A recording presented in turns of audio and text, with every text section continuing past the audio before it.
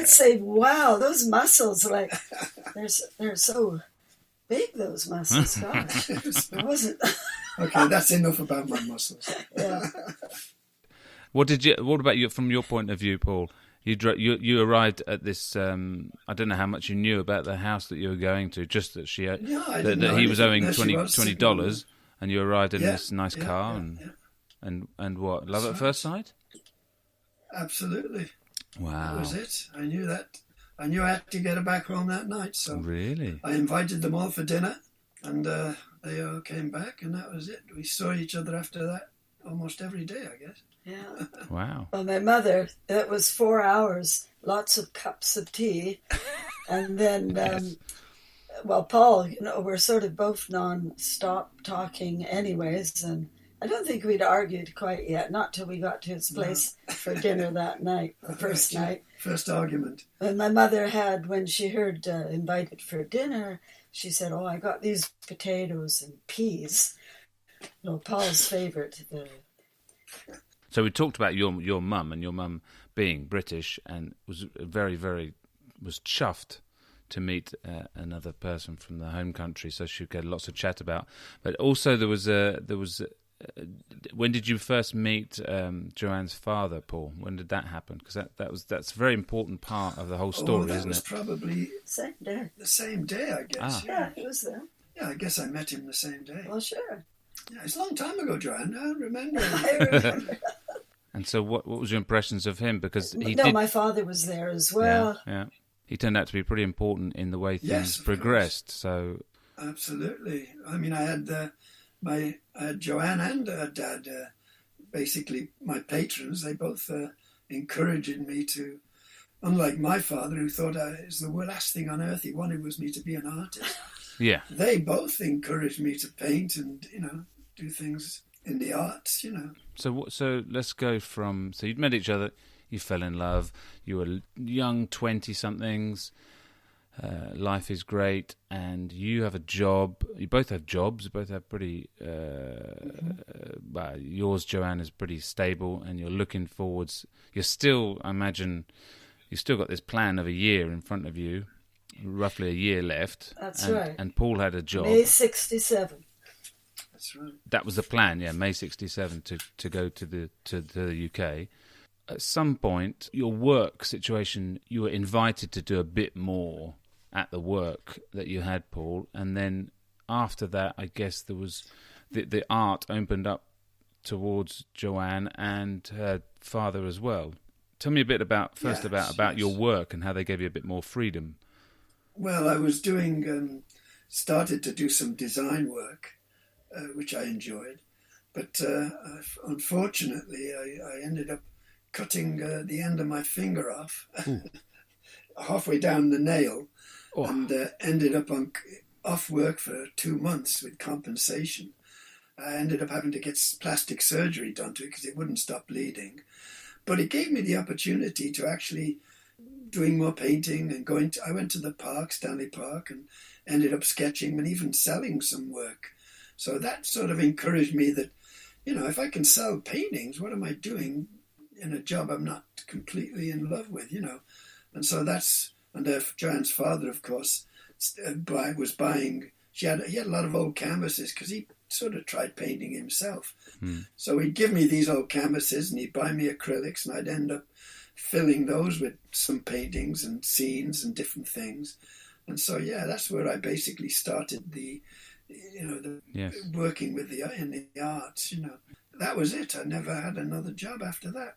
So that Well, you did in England. There was a few different jobs. Oh, that was different. Yeah, that was holiday later. Type work. Yeah. But this finger episode was quite fortuitous in the end. It's actually something that may have advanced things to some extent. Sure. Yeah. And so Probably Joanne distracting me. I was distracted at work. What did you do then? So I ended up. How did you do it? It Do was you a remember? guillotine. I was chopping silver, chopping slabs of silver in a guillotine, and I pushed the silver obviously too close to the blade, and it ended up taking my finger with it. It was extremely painful. I didn't feel a thing because it happened so fast. But after, oh my God! gosh. But boy, yeah, the pain. All the nerve endings were chopped off. So was a bit of a painful thing. That. But the one thing, when Paul's painting, his sidetrack, it seems the brain, tends to go in a different direction, and the pain is alleviated because the concentration. Well, no, that's true.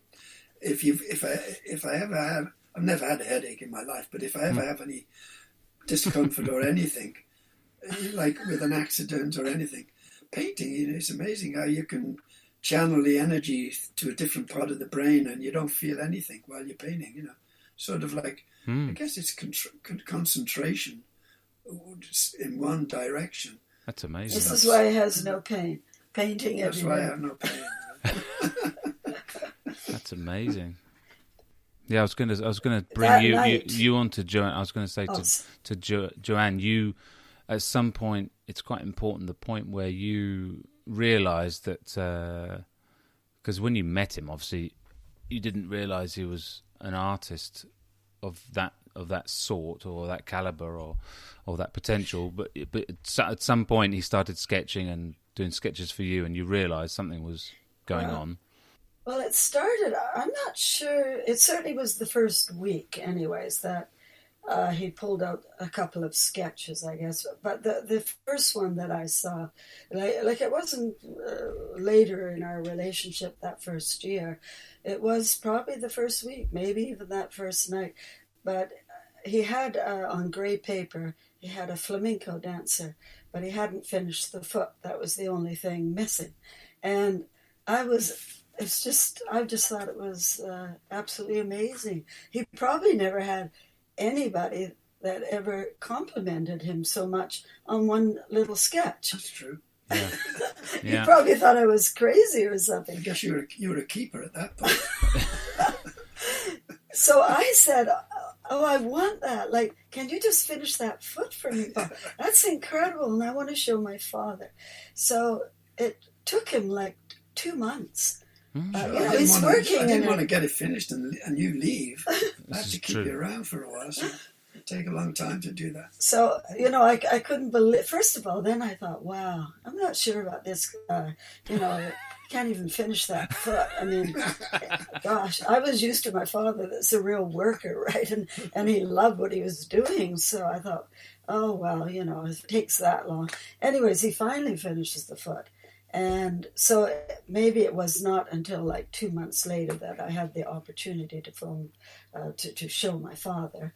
And anyways, I was talking previously, I thought that Paul had talent. I must have seen a few more sketches. And my father said, well, bring the work over. Let's have a look. So when he saw it, he said, okay, interesting. And my father, his whole life was taking art lessons.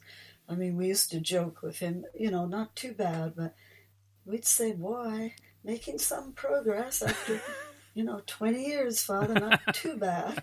But, yeah, he was, you just can't make yourself an artist even through lessons.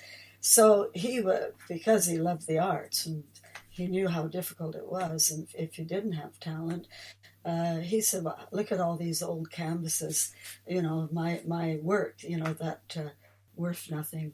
Give Paul all these canvases, see what he can do. So he must have given him money to get acrylics, not the oils, because he didn't buy the oils till December 1969. But he was working in pen and ink. Of course, he was a wonderful watercolorist. Did you do that at school? Or? No, watercolouring I did, a little bit of school, but it was mostly with my mother when she was doing her painting. I used to sit by her and do watercolours. Yeah, watercolours is a tricky medium to work with, actually. Yeah, good watercolourists are really, hard to find.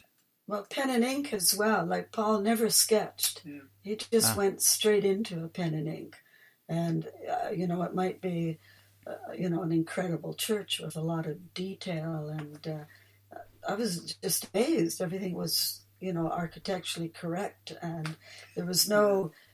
It's just like even today, he'll measure nothing with his work. It's all perfect. That's quite amazing in that particular style, That's quite amazing. It's quite a natural talent, isn't it, to be able to see things, a natural gift. because you can't. I mean, yeah, you could learn that, but to be able to do it without, and especially to have the confidence to draw something in the permanent medium that you're going to finish up with, without worrying about whether the proportions are right, but just being able to naturally get them. It's quite rare, isn't it? It's a bit like a photographic memory, except with art. You know what I mean? It's like being able to see something and then put it down on paper as you see it, and making it basically like a photograph. You know. Do you have that? Do you sense that you have that skill? I think so. Yeah. I mean, we practiced at school a lot. You know, at art school, doing architectural drawing and going out and sketching. And so I did 2 years of that. Yeah, I did a lot of architectural drawing, and that is all to do with perspective and proportions and balance and shading. You know, it's all those little pieces of painting, and not painting, but mostly worked with a pencil. That's all they gave us for 2 years, was a pencil, an HB pencil. And you know what? When you can make something look real, like say for instance a still life with vase and a table and chairs, and if you can do that and make it real just with a pencil, then painting is a piece of cake, because a pencil is the hardest medium to work with. It's just one little point, and you've got to use it for shading, for perspective, for detail. It is interesting, yeah. You were doing this in your like spare time at that time, I guess, Paul, were you? And what mediums were you using? You weren't using pencil then, or you were? Mostly, no. Well, it was mostly acrylic until I started working with Joanne's dad, doing some scenes for him. And I think at that point he not 66 though. Yes. Oh no, 66. You were mainly pencil. It was mainly pencil and watercolor and acrylic. And acrylic, yeah. And doing sketches of stuff that, because I mean, a flamenco dancer, you're doing that from memory, or you're doing it from other sources? That was just done from memory, or from a photograph or whatever, yeah. Right. That was the only one till what I did in the park, years. when I went to the park, was I actually just sat on this hill and did this pen and ink drawing of the rowing club, which is a club I'm a member of now. I wasn't then. And I did a drawing of it, and some guy comes past and says, "Oh, wow, that's nice. How much do you want for that?" And I hadn't thought of selling anything, so I just said, "Oh, I don't know, $10. Hey, he put $10 out, and off he went. Oh, really? So I did another one, and I sold that one for $10. So I'm making $20 a day. That's more than I was making in the job. So I suddenly started to think, hang on. Really? Maybe there's money in this business, you know. Well, my father, he was good coming up with different projects. Like we had a new fountain. Oh, that's right. It's now it was the Vancouver Art Gallery, but previously in '66, it was the courthouse, and it was a memorial drinking fountain, and it was the celebration of the centennial anniversary between Vancouver and Vancouver Island. And this was honoring King Edward, I think it was the 7th. I mean, we were very British here, so you can see that influence. Yeah. And I always remember my father said, "Okay, Paul, here's the canvas, here's the money, you get acrylics, whatever you want. Now, you go down and you paint whatever comes to mind, whatever you wish. It can be abstract, realistic, whatever." And he said, "Here you go, do something for me. Let's see what it looks like when you come back." He came back after, I don't know, maybe a couple of hours.